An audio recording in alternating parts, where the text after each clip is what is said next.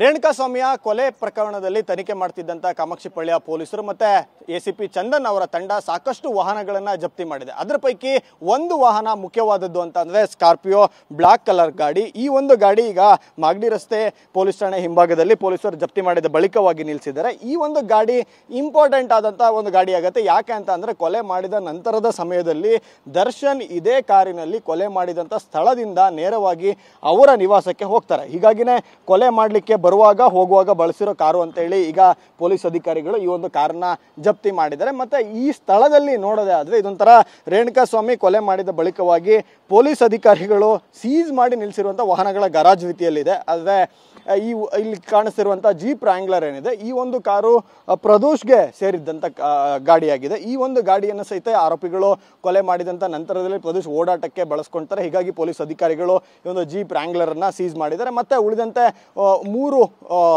ಸ್ಕೂಟರ್ಗಳು ಮತ್ತೆ 1 ಹೋಂಡಾ ಶೈನ್ ವಾಹನವನ್ನು ಸಹಿತ ಅಧಿಕಾರಿಗಳು ಸೀಸ್ ಮಾಡಿದ್ದಾರೆ. ಅದು ಕೂಡ ಇದೇ ಪ್ರಕರಣದಲ್ಲಿ ಈ ಬೇರೆ ಬೇರೆ ಕೆಲಸ ಮಾಡಿದಂಥ ಯುವಕರು ಏನಿದ್ದಾರೆ ಅವರುಗಳು ಈ ಒಂದು ವಾಹನವನ್ನು ಬಳಕೆಯನ್ನ ಮಾಡ್ಕೊಂಡಿದ್ದು. ಇದನ್ನ ದರ್ಶನ್ ಅವರ ನಿವಾಸದ ಮುಂದೆಯಿಂದಲೇ ಸಹಿತ ಅಧಿಕಾರಿಗಳು ಜಪ್ತಿ ಮಾಡಿದ್ರು ಕೊಲೆ ನಡೆದ ನಂತರದ ಕೆಲವೇ ದಿನಗಳ ನಂತರದಲ್ಲಿ.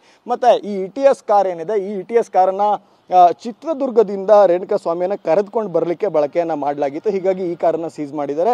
ಮತ್ತೆ ಮೃತದೇಹವನ್ನು ಎಸಲಿಕ್ಕೆ ಒಂದು ವೈಟ್ ಕಲರ್ ಸ್ಕಾರ್ಪಿಯೋ ಕಾರನ್ನ ಬಳಕೆ ಮಾಡಲಾಗಿತ್ತು. ಅದು ಈಗ ಅನ್ನಪೂರ್ಣೇಶ್ವರಿ ನಗರ ಪೊಲೀಸ್ ಠಾಣಾ ಅಥವಾ ಸೀಸ್ ಮಾಡ್ಕೊಂಡು ತೆಗೆದುಕೊಂಡು ಬಂದಿರೋದು ಬಹುಶಃ ಅದೀಗ ಕಾಮಾಕ್ಷಿಪಳ್ಳಿ ಪೊಲೀಸ್ ಠಾಣೆಯಲ್ಲಿ ಇದೆ. ಪ್ರಮುಖವಾಗಿ ಈಗ ದರ್ಶನ್ ಬಳಕೆ ಮಾಡಿದ್ದಂಥ ಕಾರು ಅಂದ್ರೆ ದರ್ಶನ್ ಕೊಲೆ ಮಾಡಿದ ಸ್ಥಳಕ್ಕೆ ಹೋಗುವಾಗ ಬಳಕೆ ಮಾಡಿದ್ದು, ಕೊಲೆ ಮಾಡಿದ ಬಳಿಕವಾಗಿ ಬಳಕೆ ಮಾಡಿದ್ದು. ಮತ್ತೆ ಇನ್ನೊಂದು ಕಾರ್ ಏನಿದೆ, ಇದರಲ್ಲಿ ಇನ್ನೊಂದು ಕಾರ್ನಲ್ಲಿ ಆರೋಪಿ ಪವನ್ ಏನಿದ್ದಾನೆ ಅವನು ಓಡಾಟವನ್ನ ಮಾಡ್ತಾನೆ. ಮತ್ತೆ ಪವಿತ್ರ ಗೌಡ ಕೊಲೆ ಮಾಡಿದ ಜಾಗಕ್ಕೆ ಬಂದ ಬಳಿಕವಾಗಿ ಆಕೆಯನ್ನ ಕರ್ಕೊಂಡೋಗಿ ಮನೆಗೆ ಡ್ರಾಪ್ ಮಾಡ್ಲಿಕ್ಕೆ ಸಹಿತ ಒಂದು ಕಾರನ್ನ ಬಳಕೆ ಮಾಡ್ಕೊತಾನೆ. ಹೀಗೆ ಸಾಕಷ್ಟು ವಾಹನಗಳನ್ನು ಈಗ ಪೊಲೀಸ್ ಅಧಿಕಾರಿಗಳು ಜಪ್ತಿ ಮಾಡಿದ್ದಾರೆ.